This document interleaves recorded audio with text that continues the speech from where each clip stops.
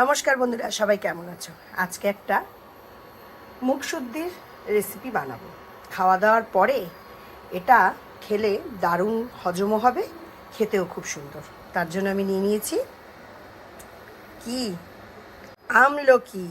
আমলকি নিয়ে নিয়েছি আমি, কটা নিয়েছি। তার জন্য এইটুকুনি গুড় নিয়েছি, গুড় দিয়ে বানাবো। নুন দিয়েও এটা করা যায়, শুধু শুকিয়ে, অনেকে খেয়েছো সেটা, কিন্তু এটা খেতে দারুণ লাগে। তারপরে ফ্রিজে রেখে দিলে অনেক দিন থাকে। আর এই যে এখানে আমি গরম জল বসিয়েছি, তার মধ্যে আমি একটু সামান্য নুন দিয়ে দিয়েছি। এবার এই আমলকিগুলোকে ওর মধ্যে সেদ্ধ করে নেব। এই যে গোটা গোটাই দিয়েছি, মাঝখান থেকে একটু চিড়ে চিড়ে দিয়েছি, সেদ্ধ করে নেব। খুব বেশি সেদ্ধ করবো না, মোটামুটি হালকা একটু সেদ্ধ করে নেব। আমলকিগুলো সেদ্ধ করার পরে এই যে এরকম একটু নরম হয়েছে। এবার আমি এরকমভাবে কেটে নিয়েছি ছোট ছোট করে।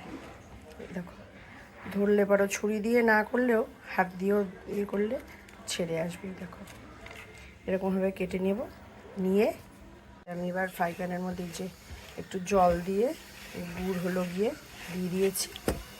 এই যে দেখো, একটু ফুটে উঠেছে বন্ধুরা গুড়ের জলটা। এবার আমি এইগুলো দিয়ে দিলাম, দিয়ে এবার আমি ধিমে আঁচ দিয়ে রাখবো, তাতে এগুলোকে সেদ্ধ হতে দেবো। তাহলে এই যে দেখো বন্ধুরা, তৈরি হয়ে গেছে আমার আমলকির মোরব্বা বলতে পারো, মিষ্টি আচারও বলতে পারো, যা খুশি। এই মুগশুদ্ধিটা খেতে দারুণ। আর এটাকে ফ্রিজে যদি রাখো অনেক দিন রাখতে পারবে, 6 মাস থেকে প্রায় 1 বছর। আমি তো এটা করে রেখে দিই যখন আমলকি খুব সহজে পাওয়া যায়।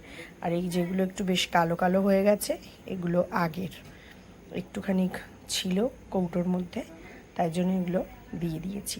তাহলে রেসিপিটা কেমন লাগলো অবশ্যই কিন্তু কমেন্ট করে বলো বন্ধুরা। আর সবাই কিন্তু বানিও বাড়িতে।